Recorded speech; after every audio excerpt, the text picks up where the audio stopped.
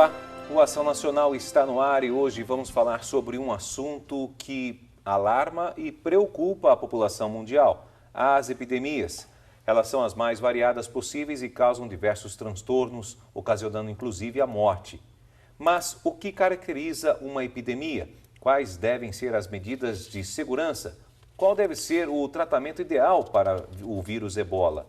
Como é o novo vírus provocado pelo mosquito da dengue? Essas e outras questões serão esclarecidas pelo professor e doutor Rogério Jesus Pedro e também pela enfermeira do Departamento de Vigilância em Saúde de Campinas, Maria do Carmo Ferreira. Participe com a gente pelo e-mail açãonacional@rs21.com.br. O Ação Nacional também está disponível no nosso portal. É só acessar rs21.com.br, ir no link Programas Ação Nacional. Lá você encontra todos os programas que já foram ao ar. Bom, sejam muito bem-vindos. Obrigado pela sua participação, doutor Rogério. É um prazer, muito obrigado. Obrigado, Maria, por sua presença aqui com a gente também. Eu que agradeço. Bom, eu gostaria de perguntar, vou começar com a Maria então. Quais aí são os elementos que indicam uma epidemia? Como é que eu posso dizer, bom, chegou o momento que isso aqui é uma epidemia? Como é que a gente pode explicar? Porque não é qualquer doença que se torna uma epidemia. Não. No conceito mais clássico, em relação às doenças transmissíveis, né, uma epidemia ela se caracteriza quando há um aumento do número de casos do que normalmente ela ocorre. Então, por exemplo, nós temos uma ocorrência de doença meningocócica, ela é habitual no município, no país, e quando esse número de casos ele extrapola, né, um nível que é já o esperado, nós caracterizamos então que tem uma epidemia. E diferencia um pouco quando ela é um aumento numa comunidade localizada, então só num bairro ou só numa instituição, que aí nós chamamos de um surto. Agora, quando ela transcende os locais, né, a comunidade, se espalha na cidade toda e tem um número de casos a mais do que ela habitualmente ocorre, nós chamamos isso de epidemia. Existe um número específico para isso? Tipo 1.000 pessoas? Depende do agravo, né? Ah, é? Bom, e como se prolifera uma epidemia, doutor? Como é que posso dizer, bom, que forma se prolifera? Aí... Bom, o conceito básico é esse, né? O número de casos esperado, de repente ele é superado, começa a ficar um número de casos muito maior. Isso aí caracteriza um surto, uma epidemia, né? Ele vai se proliferar de acordo com as maneiras de propagação dessas doenças. Umas se propagam pela via respiratória, são algumas doenças, outras se propagam por contato com a água, entendeu? Nós tem várias maneiras de haver propagação dessas epidemias. Esses caminhos, como são conhecidos, são elementos que a gente utiliza, inclusive, para depois fazer a contenção desses surtos, dessas epidemias. E o que é mais comum, doutor? Qual que é a mais comum? É pela água? É pela saliva? Tem doenças transmitidas por vetores, né? Vetores. São muito... a epidemia que com quem a gente está mais acostumado a conviver, são a epidemia pelos vírus, esses arbovírus, que são por transmissão através de vetores. Que estão aqui em Campinas, que nós tivemos aqui esse surto, essa epidemia de dengue, né? Que não é só aqui, mas é uma coisa, praticamente é uma pandemia mundial, que tem em vários locais eles surgem. Pandemia é outra coisa, né? Pandemia é quando sai de uma determinada região geográfica e acomete várias regiões geográficas. Às vezes um continente, 2 continentes ou regiões diversas. Então é uma pandemia. Mas o que a gente está convivendo mais é com essa de transmissão por vetores, entendeu? Então a contenção da epidemia se faz justamente a gente interrompendo a via natural da transmissão. Aliás, já falou uma coisa muito importante aqui, vamos pontuar: epidemia e pandemia. Pandemia, então, é quando sai fora do continente. Quando você sai de uma determinada região, ela tem uma expansão geográfica maior, às vezes pega vários países, continentes, é uma pandemia, uma coisa mais alastrada. Então, tem várias pandemias mundiais com que a gente está vivendo. Quando ela é mais restrita, fica uma epidemia localizada num determinado local, né? Então... Maria do Carmo, existe assim os locais mais comuns onde se começa a surgir uma epidemia. Qual a característica assim que é desses locais, geralmente? Assim, o sistema de vigilância, né, nós monitoramos então alguns agravos, né, semanalmente, diariamente. Tem alguns agravos que, pela sua importância, tanto na na gravidade, quanto na sua importância de disseminação, eles são de notificação imediata ao sistema de vigilância.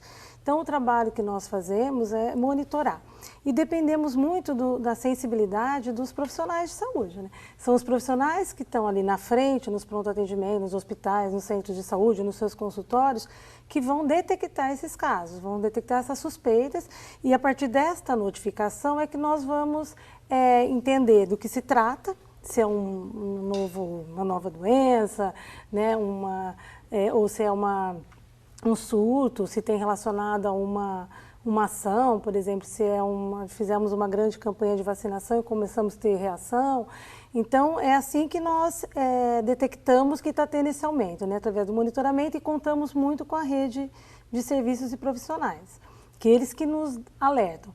Geralmente, os pronto-socorros, os pronto-atendimentos são os que mais detectam, porque são agravos agudos, né, que as pessoas procuram imediatamente o serviço. E a partir daí, então, que nós vamos investigar do que se trata, se é um agravo normal, se não é, se são todos o mesmo caso, se são casos diferentes. Então, isso depende muito, né? Por exemplo, dengue, ela pode começar por um bairro. E aí não é possível controlar, a gente tem que combater o vetor, né? Ela pode começar na casa de qualquer um, né? Desde que tem água parada. Né? Exatamente. E aí ela vai se propagando. Então, por isso que quando nós fazemos uma ação em cima de um caso suspeito, confirmado, a gente tem que eliminar os criadores, eliminar o mosquito naquele raio ali de 900 metros, para não ter propagação para outros bairros. Né? Então, depende muito da característica. Né? Você falou da dengue, né? Nós vamos falar bastante da dengue agora no próximo bloco, a respeito de não aprofundar esse assunto. Agora eu tive uma dúvida até que, aproveitando que você já está falando, quando a gente fala assim, olha, esse paciente está submetido a uma quarentena, o que quer dizer isso? Por que tem que ser quarentena? Não pode ser 30 dias, 60 dias, 90 dias? Por que se fala quarentena? Esse é um termo que ficou, que a gente tem de ver entre aspas, né?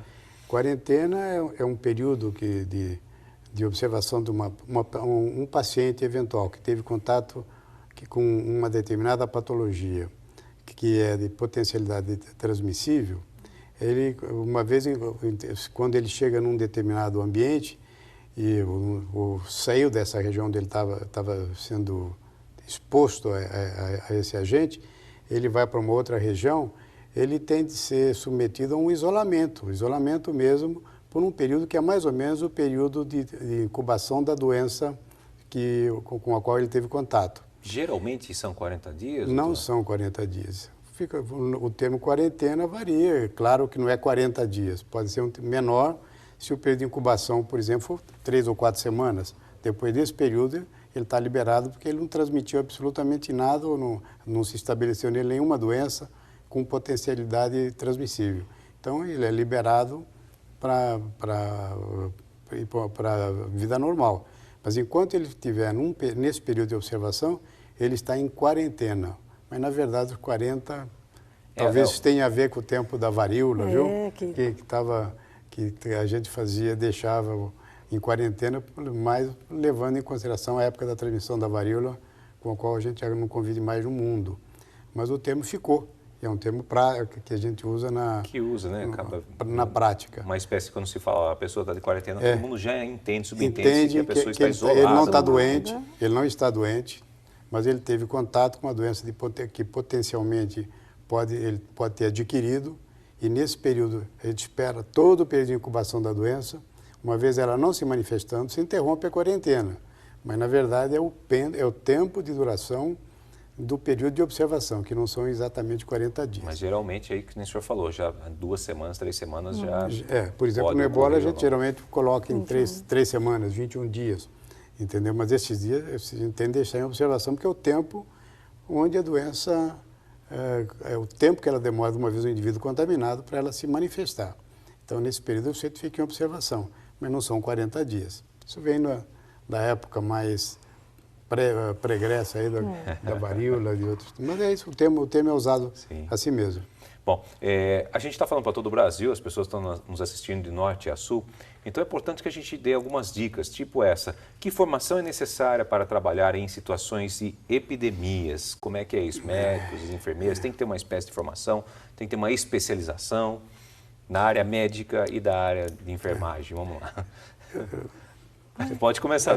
Então, As epidemias têm... Na verdade, quem trabalha com as epidemias são as pessoas que trabalham com a saúde pública, né? Sim. Entendeu? Que é uma formação que normalmente é de medicina, que tem uma formação ampla, mas que estão acostumados a lidar com doenças de transmissão que causam epidemias, que causam surtos. É o pessoal ligado à saúde pública. Então, o pessoal que trabalha com epidemias são médicos que trabalham nesse sistema, viu, de saúde pública. Agora, das especialidades médicas, elas, dependendo do tipo de doença, elas se expressam em determinados órgãos ou sistemas.